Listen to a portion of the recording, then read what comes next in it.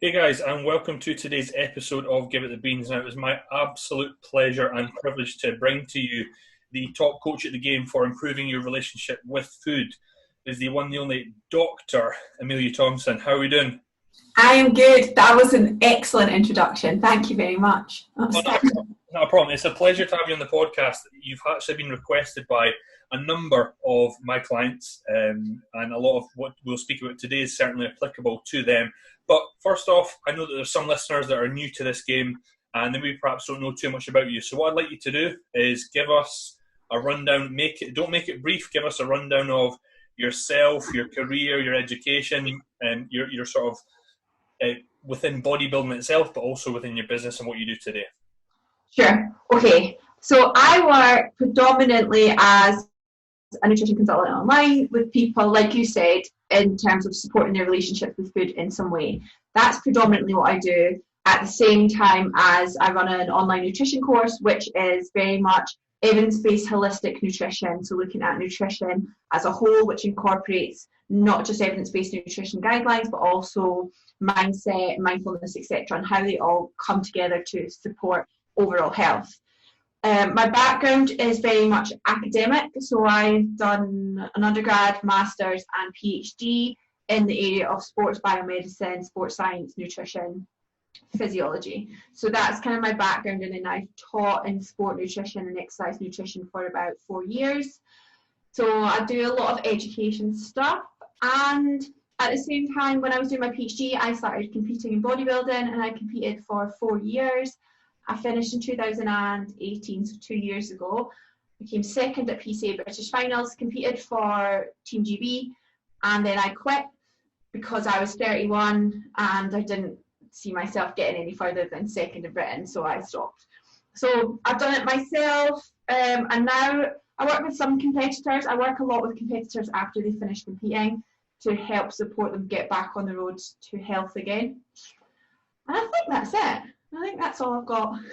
That was a wicked introduction to who you are and what you do, and I think that you certainly are a very humble person, and in regards to actually helping improve people's behaviour, relationship with food is something that you do very, very well, and I'm sure that anyone listening or who knows you would back me up on that. Really interesting that you said that you went to uni to do sports biomedicine. That was my undergrad as well, and you're the first person in the industry I've met that done the same. I just did it at Dundee University, and when I finished it, they don't do the course anymore.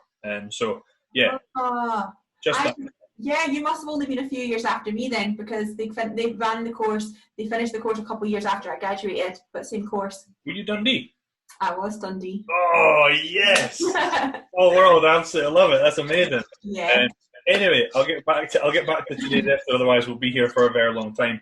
So, competing itself, you've been there, you've done it, got the T-shirt, threw it away.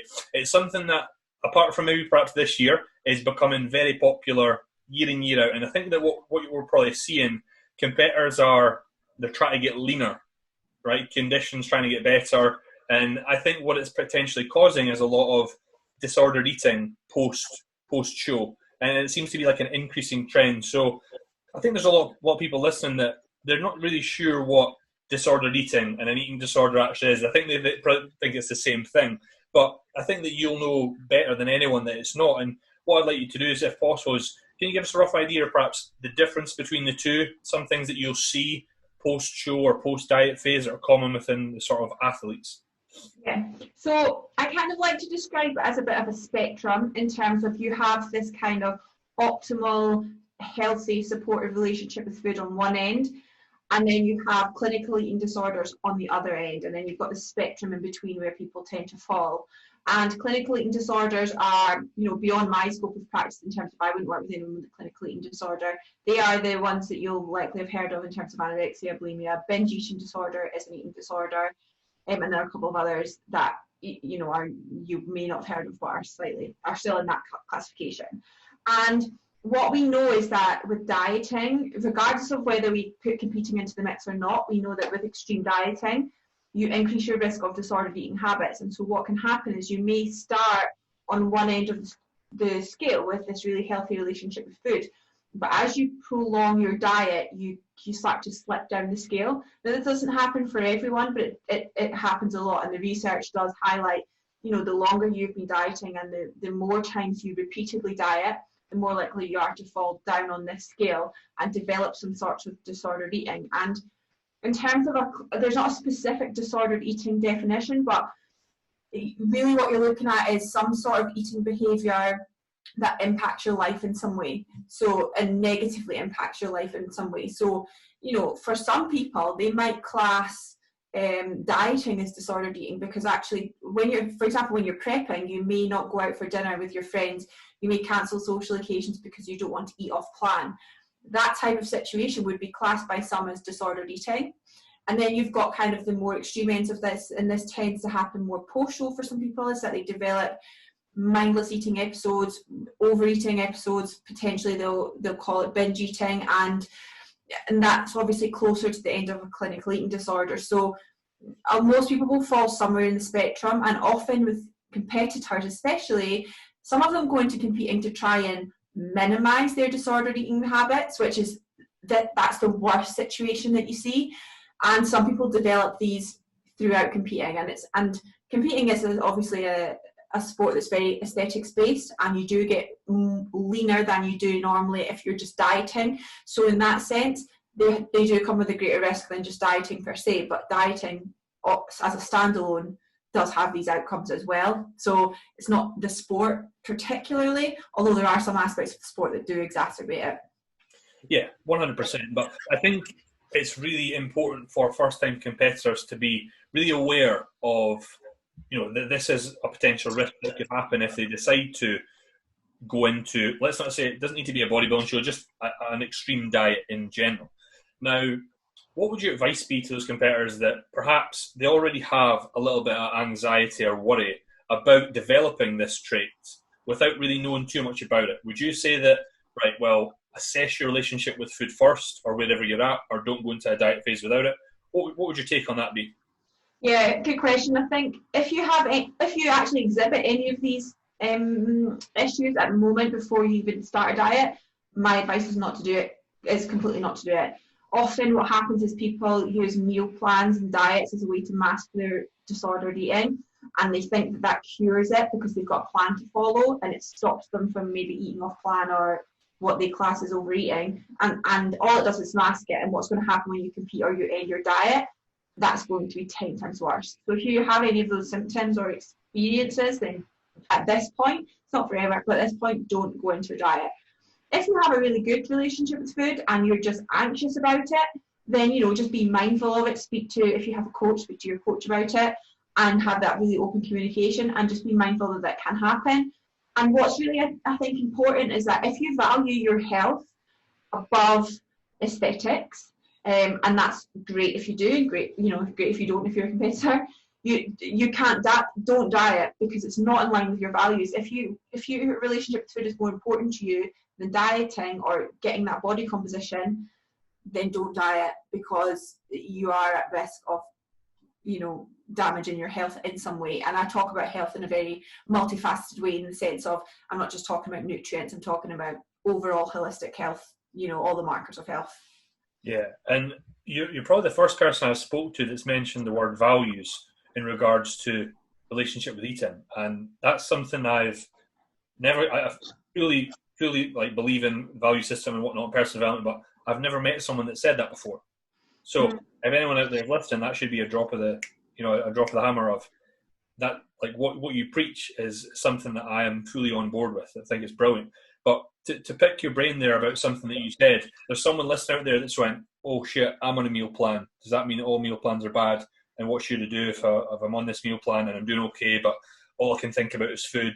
And we see that a lot. I've worked with many bikini girls, or just females in general, that they're like, oh my God, I really want a meal plan. But then all they think about across the whole day is food. So talk us through, what's your opinions about meal plans? And then in that scenario, if you're on one and all you're thinking about is all these other foods, what would you do? What would your advice be to those girls? Yeah, so that does happen, and I speak from experience as well as, you know, from research, in the sense of when I did my first competition prep and nobody spoke about anything to do with this side of things, and I had a coach for my very first show, and I remember trawling through food porn on Instagram. Like, I completely relate. And it does happen, and if you look at like the traditional research, we know, like in men and women, your preoccupation with food does get heightened as you diet.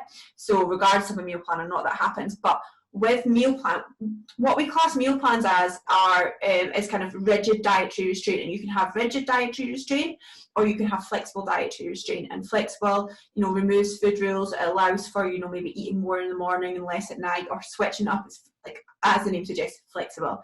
Whereas rigid dietary restraint has specific food rules. It includes things like meal plans. And if we look at it in terms of like a nutrition fundamentals point of view, the chances are you're lacking some micronutrients because you're eating the same things all the time. Even if you're eating broccoli, you know, the healthiest quote unquote food you can imagine, you're probably still missing some key micronutrients because your variety is low. Your gut prefers, again, quote unquote, variety. And so if you're not getting variety, your gut health suffers. And this is when you get people, you'll have seen this probably a lot in the kind of old school bro type bodybuilding, who they'll have cheat meals and they get really bloated and they think they've got IBS, and then they finish competing and they think they've got IBS, and it's because they've literally restricted their food intake to such a small amount of food that their gut is adapted to that. So in terms of health, it's not great at all. But then actually, if you look at in terms of relationships with food, this kind of rigid approach is associated with an increased risk of disordered eating and binge eating and food preoccupation, as opposed to a flexible approach. So if you are obsessed with food and you're on a meal plan, being on a meal plan is exacerbating that. It's not helpful at all. It's associated as well with more of a negative body image. So, you know, we know as competitors, we get very obsessed with our bodies, and actually often it doesn't matter how lean we are, our body image suffers by the end of the diet regardless. And I know, like, I was 10 kilos lighter and I felt 10 kilos heavier when I was stage lean than I do now. And it's, you know, that happens anyway. But again, if you're following this rigid restraint, your body image suffers more. So meal plans are not helpful. And even with, I coach a couple of competitors, not many, but even with them, I won't put them on a meal plan unless I very, very have to at the very, very end. And it's not for long at all. And it's not helpful, and it's not necessary, both in terms of health and relationships with food. So if you do find yourself being that person who's trawling food porn, it does happen when you get hungry, unfortunately, but be more flexible in your approach. And I don't mean having Pop-Tarts every day. That's not what I mean. I just mean have some variety. You know, I eat chocolate every day up until, even on show day, I would eat chocolate. I kind of did it to make a point, to be honest, but still, you can do that.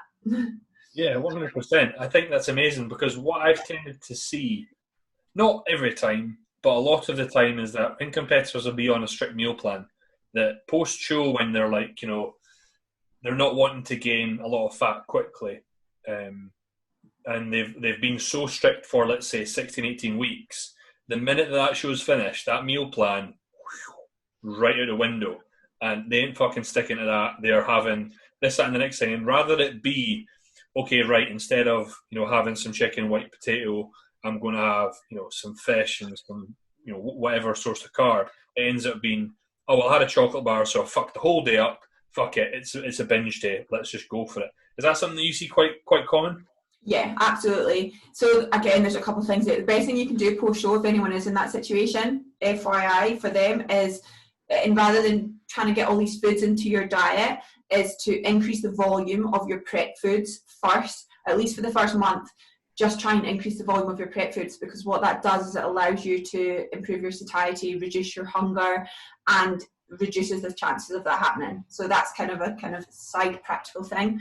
But yeah, that kind of idea of you have one chocolate bar and then you have 10 chocolate bars is related to this kind of dichotomous thinking, which again is, dichotomous thinking when it comes to nutrition is very much thinking about foods as black and white. So good food, bad food, cheat foods, whatever you want to call them. It's really detrimental to your relationship with food. And if you completely, say for example, exclude chocolate in this situation, you then start to think chocolate is bad, I can't have chocolate. And then as soon as you have it, you just think, I am a bad person, I've had chocolate, you feel a lot of shame around it, and you can't just allow it and move on. You just think, I just need to get it all in my system now. I'm going to have all of it, get it all done, and I'll start fresh tomorrow. And that is the start of a very negative cycle, and it's very hard to break out of. Whereas if you just give yourself permission and say, I'm starving and I really want chocolate, I'm going to have a Boost bar because they are the best, and then I'm going to move on from it, then that's a much healthier approach. And it's tough. It's really tough, especially if you've been dieting for a long time, to just allow yourself that. But if you continue to allow yourself at least a bit of these foods as you diet, the chances of that happening are massively reduced. Yeah, and I think my personal opinion, I think it stems from, there's a lot of people that like to think, I'm grinding, I'm hustling, I'm not eating that, and we're bringing it, bro. And it ends up being that 2 weeks, 3 weeks post show, there's a big Instagram post about, I binged and I went for this, I went for that, and this happens, and it's natural, and your body's supposed to do that. When I think the strategy that you just said, if they allowed themselves to have bit by bit, would be much more in alignment with having a successful post show phase.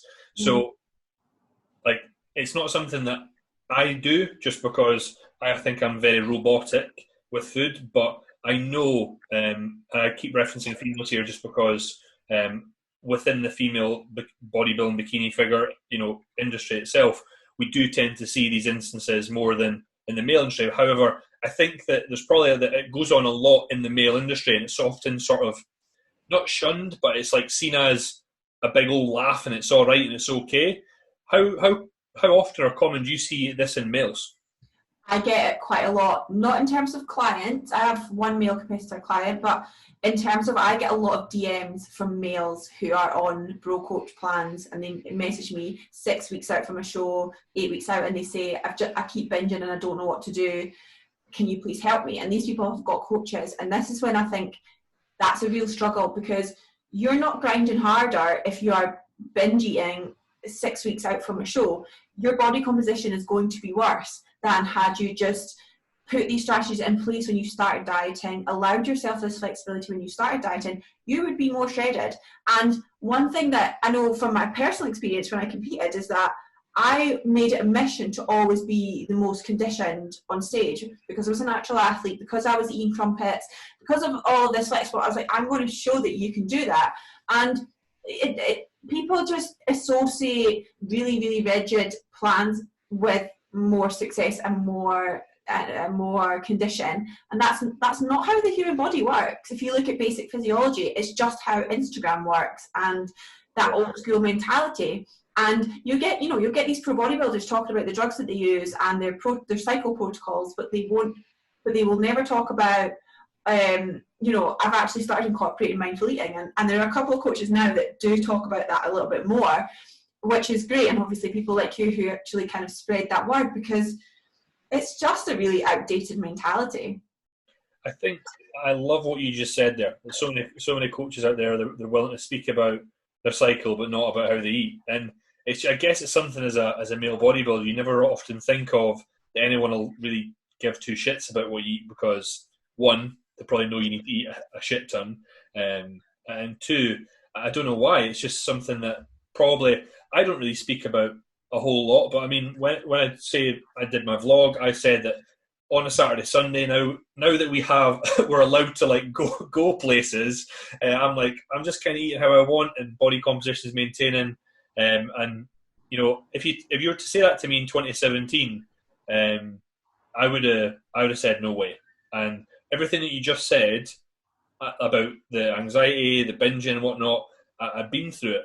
And I still remember after my first show, literally, I remember it was like 9 at night. I was in my kitchen, just like eating bagels with peanut butter, and I was like, I don't know what to do. Why the hell am I doing this?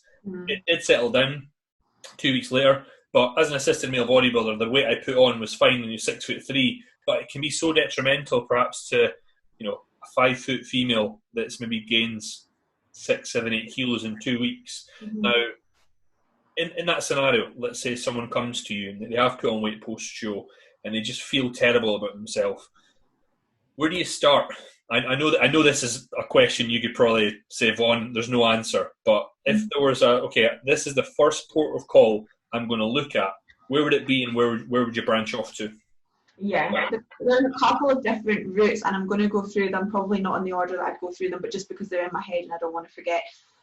One of the things that's really common, especially with females, but again, I work predominantly with females, so that's probably why that's the case, is that with competitors or people who have dieted for a shoot, they have had, 3 to 4 months of people saying, you are incredible, look at your body, your self-worth becomes your body, your identity becomes your body, and then as soon as you diet and you lose that condition, your self-worth just plummets. You lose your identity because you're not this lean person anymore. So the mindset side of that is so important in terms of you need to put the work in, obviously beforehand, but then after your show of saying, my self is not equated to my body and my self-worth is not equated to my body, and having, again, other values outside of competing or dieting, and having other things to focus on is so, so important. But in terms of actually the nutrition side of it, it's very specific. It's very individual to the person. So for example, some clients will come to me in that situation, and I will, if they're overeating, and which is the likely thing, if they've gained 7 kilos as an example in a couple of weeks, they're probably overeating massively. One of the best things you can do is remove tracking, and it's really terrifying for someone who's dieted or tracked for the last 12 months and you say, do you know what, this tracking's not working for you, we're going to remove it. That's absolutely terrifying for some people, but actually it can be completely transformative. People think that they're going to gain weight when they stop tracking, but they've just gained 7 kilograms in 2 weeks because they are tracking, and they have this huge guilt associated to the fact that they can't stick to their macros. So removing tracking can be really helpful, and putting in some sort of food guidelines. So for example, say one of the most important ones is eating every 3 to 4 hours and eating to satiety every 3 to 4 hours. And people think, I don't know how to eat to satiety. I haven't done that before because I've always been using my fitness pal. You don't know until you start to do it.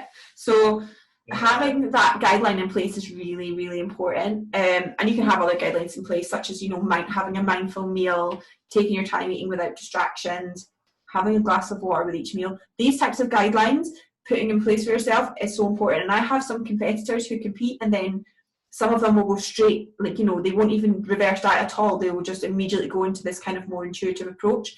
And they might gain a little bit at the beginning, but then it comes back down again once their hunger started to regulate, because you are hungry after you diet. Yeah. And I suppose that's a good point. There'll be a beginner out there listening that's thinking, what do you mean till my hunger settles down? So, because you've been there, done it, how hungry are you? You are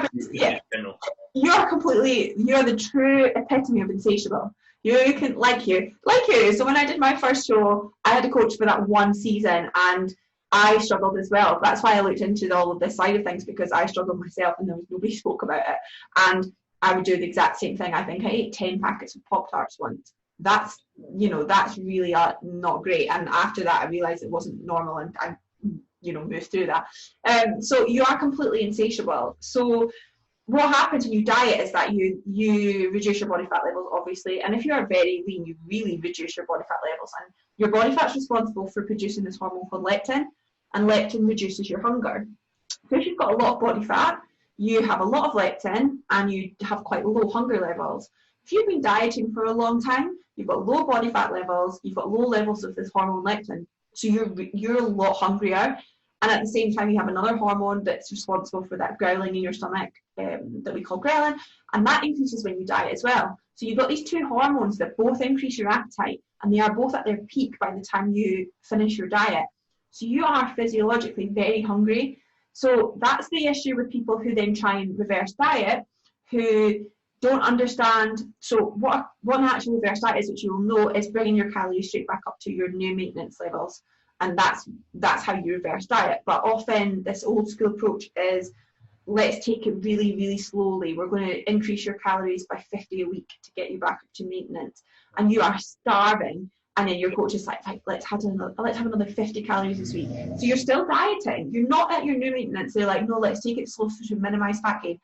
That's the worst thing that you can do, because you are starving and you're still dieting, even though you don't have a show, a photo shoot, a holiday, whatever it is you've dieted for. You don't have that endpoint anymore. And then what you find is that you go, under maintenance, way over maintenance, under, way over, and then you fall into that cycle. So getting your calories right back up. So it depends on. So if I have a client who comes to me like in that situation, they'll either go into more intuitive approach, or they will. I'll set them at their maintenance calories to start with, and start incorporating more techniques around mindfulness, self-compassion, that type of side of things, just to support them while they get back to maintenance calories. Yeah, I think what you said earlier on the podcast about just actually putting in some guidelines, that's huge. And it's not something that I suppose I've really ever considered doing. But I could see how helpful that would be, especially with a first-time competitor, because, like me personally, every time I prep, it gets easier. The post-show phase or post-diet phase gets easier. But I always remember and really can relate to the clients that struggle after that first show or that first diet. And over time, they've perhaps gotten better at it. I've become a better coach at it. But I've never thought to just say, right, eat every 3 to 4 hours. Let's always incorporate a protein source or whatever, and eat to satiety. Because when I think about it, God, I'm an empty. It's like I'm an empty tank when it's post-show and all you want to do.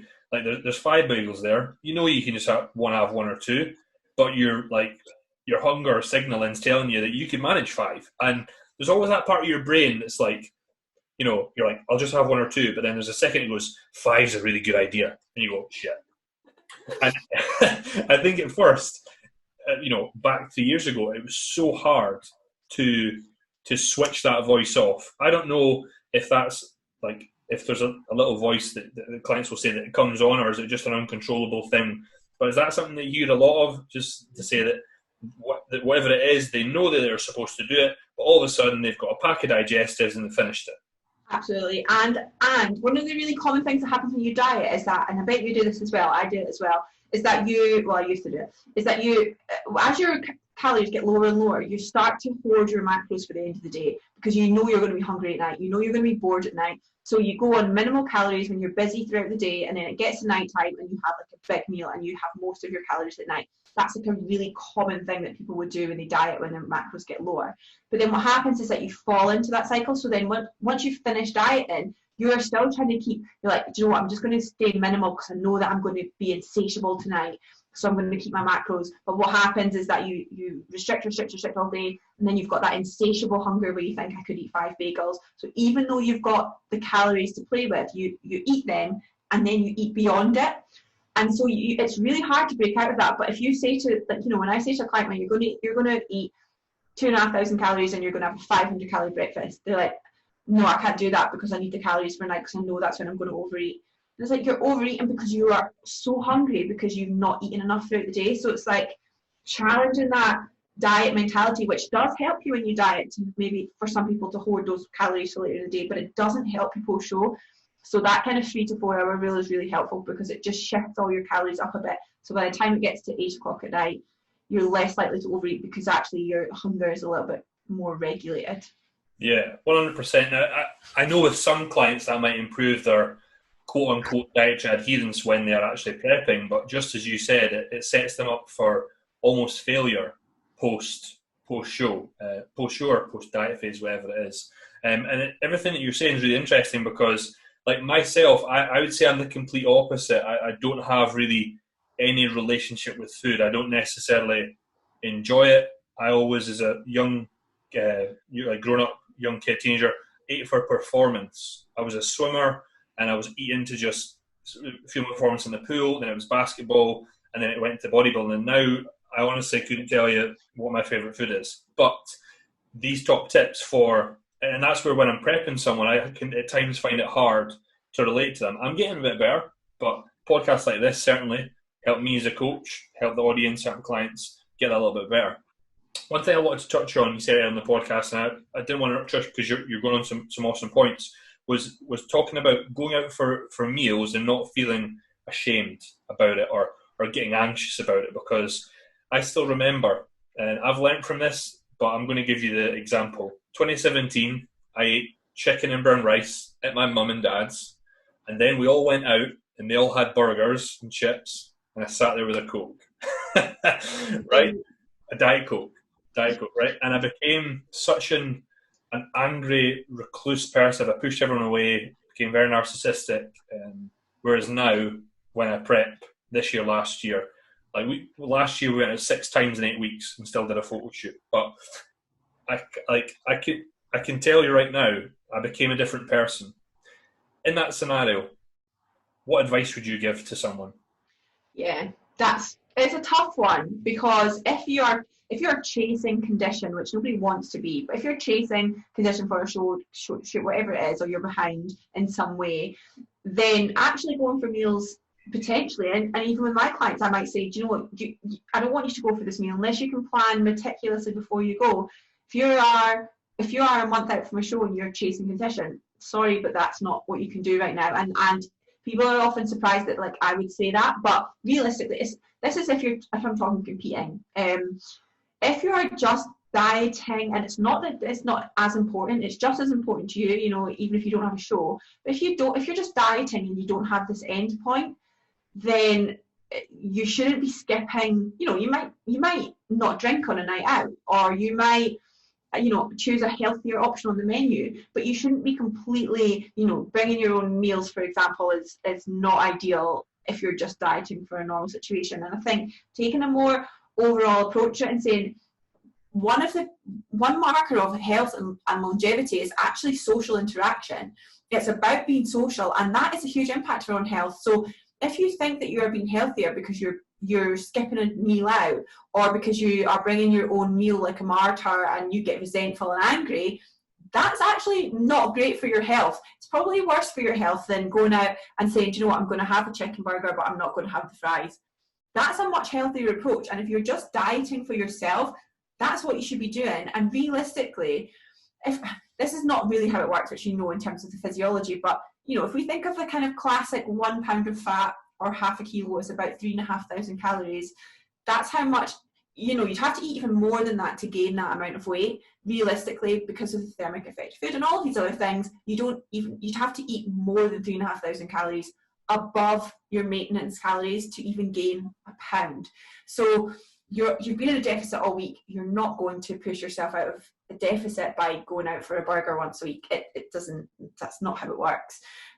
So it's about people being, I think, honest with themselves and saying, is this taking over my life?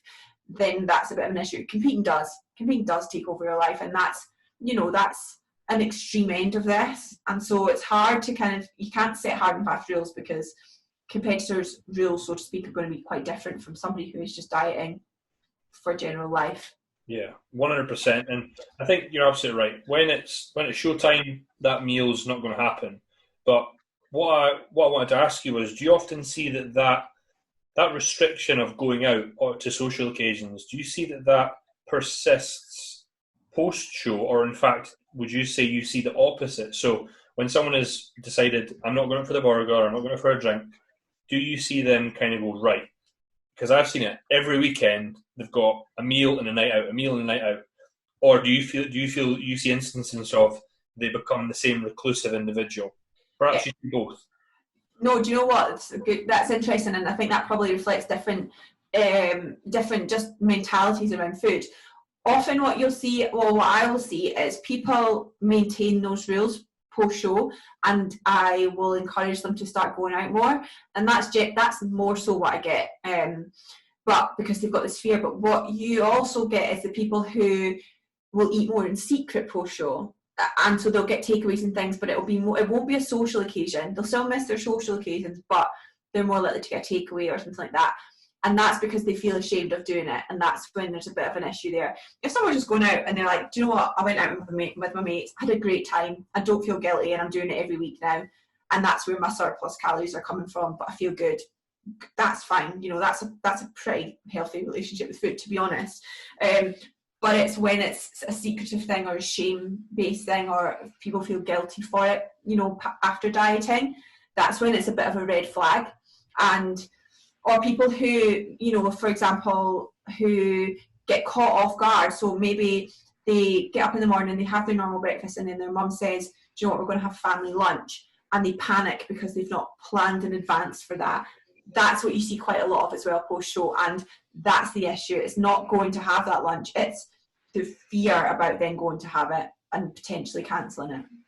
You're so right, and it reminds me of a client last year who they wanted a meal plan that had all the foods they liked in it, and what I say, I don't call it cheat meal, I call it an off-plan meal, right? And they had their off-plan meal on one day, and then they were like, "Oh my God, Yvonne, my mum's making a Sunday roast, and it's the start, and it's a main dessert. Oh my God, what do I do?" And I was just like, "Joe, we're all right, we're fine. I have this.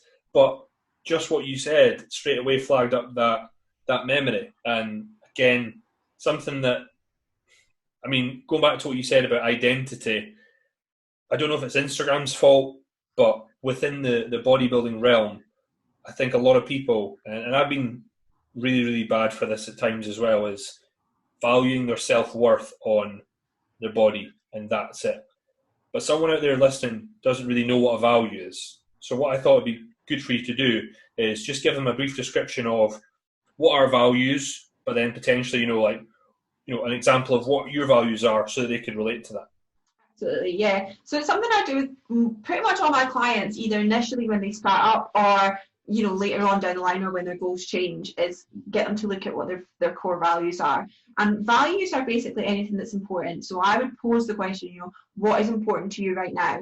And anyone who's listening can think to themselves, what's important to me right now? And examples would be things like health, family, career, financial, aesthetics, competing, whatever it is. It can be anything about what's important. And a really good way to kind of identify the hierarchy of this is to find your 5 most important values that you think, what, these 5 are really important to me, and run through the list and say, is health more important to me than aesthetics right now, or are aesthetics more important than family to me right now, and work through it. So you've got your top 5. Know that they'll change. Know that it's totally okay if health is more important to you than family right now. It doesn't mean you don't love your family. It just means that right now that's the most important thing for you to focus on. That's where you want to spend your time. And then you've got your top 5. So for example, mine would be, my number 1 for me right now is relationships, and health would be probably number 2.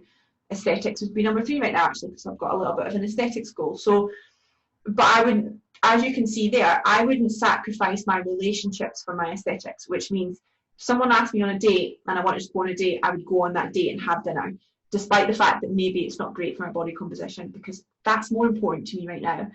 Same with health. If I lost my period because I got lean, I would stop dieting because that's more important to me than aesthetics right now. Whereas in competing, that's going to be in a completely different scenario. So if you are entering a diet, you need to be aware of where these are, because you need to know almost where your boundaries are, and your coach, it's helpful for your coach to know that too, so that they can say, do you know what, your family is really important to you right now, so you're going to have macros for half the day, and then you're going to have a family dinner at night, and you're not going to track, so that you can still put that into the plan, so to speak. So they're all really important. And then on the other side of that, you were talking about your self-worth and being attached to kind of your identity being your body, and it's about that side of things is very much, I suppose it's more a spiritual kind of psychological side of things, but it's about saying, your identity is, you are yourself, you are the person, you are not your body, you are not your job, you are not your Instagram following, and being able to differentiate that, so that if you lost your aesthetics overnight, you're still the same person, you still have the same values, and you still are just as important. So that takes a lot of work, because obviously in our environment we are very much taught to believe that we are the boyfriend, the girlfriend, the mum, the competitor, whatever it is, but that's not who we are as people. So they're quite different concepts, but I just think they're really important for everyone to be able to identify the difference, so that when they do lose their body, because let's be honest, we are all going to lose our body aesthetics at some point. And like I said, I've gained 10 kilos since I competed, and I've lost a lot of muscle. And if I was attached to that, then I would feel really crappy about myself right now. So it's about knowing that difference. I think those are some really wise words, because there'll be a lot of seasoned competitors in there that they kind of won't know what to do when they don't bodybuild anymore. Maybe perhaps they've built a business based on how they look.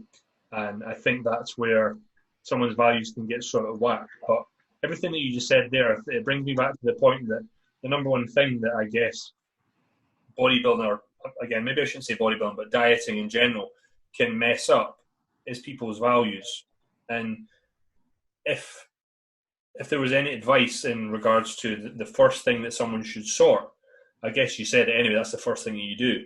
So if anyone is out there is listening that thinks, where do I go with any of the questions we've said?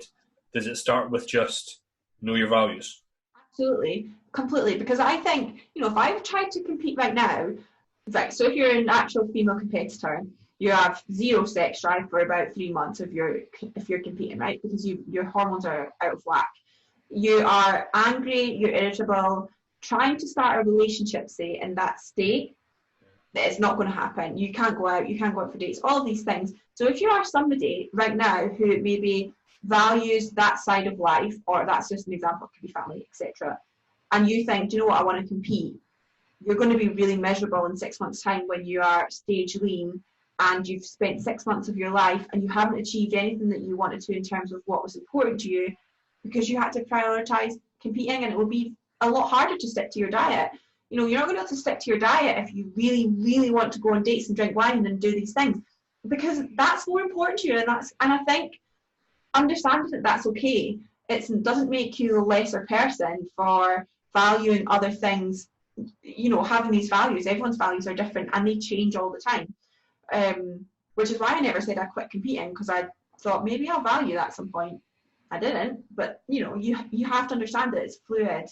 So yeah, I think everyone needs to know that side of things and understand what's important to them. Yeah, you mentioned about dating and whatnot. I actually had a couple on this podcast a few weeks ago. By the time this launches, it'll be about a month ago, and they started dating when the guy was prepping, and I was like, and then once he finished, she started prepping. I was just like, I have no idea how that worked, because it's not only female sex drive goes, male sex drive as well is absolutely rock bottom. But they're probably the only couple I know that's happened, and they're still here today, and I take my hat off to them. But if we could touch on competing here just before we'll wrap up here soon, what would you say, apart from the relationship with food, did bodybuilding, competing teach you anything else, whether it be positive, whether it be negative? Has it made you feel somewhat, empowered over that you now have full control of your relationship with food, or anything else in your life? What's bodybuilding taught you? Yeah, good question. I know a lot of people say bodybuilding teaches them discipline and all these things, but realistically, I studied my PhD for 3 years. That taught me all the discipline I needed and resilience that I needed. So it didn't really teach me that, but it shaped the way that I do everything now, in the sense of I wouldn't be working in this environment had I not gone through the experience and felt it myself and realised that nobody spoke about it. So it taught me to be more authentic with people and with myself, and to be more honest and transparent. And again, that's why I ended up doing what I'm doing. So I'm really grateful for the sport, and I think that it's easy to come out of competing and bodybuilding and say it ruined my relationship with food, or it's corrupt, or all of these things, all of these narratives that people have. And I love the sport. I just talk about the pros and the cons of it, and I had a great time. It just taught me the importance of health, I think. Absolutely. Is there anything that you would say in the past couple of years or most recent years that you're starting to dislike about the industry or the sport in general? I think it's easy to slate the fitness industry. I think that's the sad fact, is that it's easy to slate it. I love the fitness industry. I think it's got a lot of downsides, but I do love it. I think that there's a couple of things. I don't like the trend for people to be educating in the fitness industry who are not educators. I think that's very detrimental to people's knowledge. And there just seems to be a trend of that at the moment. People think that they're qualified to teach, which is an odd one for me. But hey, I don't like that people can be unqualified and still teach and or give nutrition advice. And I don't like the kind of classic, the one thing that I don't like, and it's always been there, is the focus purely on aesthetic transformations. And that's always been there. But I do have a big issue with, I see a lot of people who sell client transformations on their programs, and then I know that client has then come to me because they need support with their relationship with food. Yeah. And that makes me angry, because I don't sell their transformations, and I spend 6 months with them to try and restore their relationship with food. And I think that should be a disclaimer. I genuinely do. I think, you should have to put transformations out and say, this is the situation for show, or, something that protects the client, obviously. But I have a big issue with that, because I think that's unrealistic for people. It doesn't highlight, actually, if you look at the stats on dieting, only 20% of people maintain their weight loss. So the fitness industry would never tell you that. So I think that's a big downside. But like I said, I do love the fitness industry. I just think there's a lot of crap in it, like everything else.